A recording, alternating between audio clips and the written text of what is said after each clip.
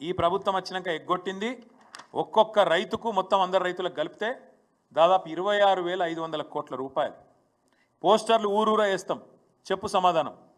ఒక్కొక్క రైతుకు నువ్వు చెప్పిన ప్రకారం ఏమన్నావు నువ్వు అన్నాడు, డిసెంబర్ 3కు ముందు తీసుకుంటే 5,000, డిసెంబర్ 3 తర్వాత తీసుకుంటే 7,500 ఎకరానికి. ఇది రేవంత్ రెడ్డి చెప్పిన మాట. వేసినావా మరి 7,500 చొప్పున?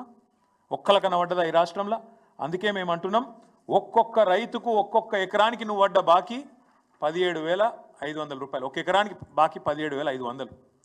ఒక ఎకరానికి 17,500 అయితే ఇగో 2 ఎకరాలకు ఎంత, ఎవరికైనా ఎక్కలు రాకపోతే 2 ఎకరాలకు ఎంత, 3 ఎకరాలకు ఎంత, 7 ఎకరాలకు ఎంత, ఇవన్నీ ఊరూరా పోస్టర్లు వేస్తాం.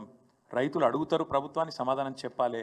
ఎందుకంటే నువ్వు తప్పించుకుంటా అనుకుంటున్నావు, రైతు బంధును మొత్తానికి బొండిగా విసికి చంపేస్తా అనుకుంటున్నావు, రైతు బంధును లేకుండా చేస్తే కేసీఆర్ ఆనవాళ్ళు లేకుండా పోతాయి అనే ఒక చిల్లర ప్రయత్నం రేవంత్ రెడ్డి చేస్తున్నాడు. కానీ వదిలిపెట్టం.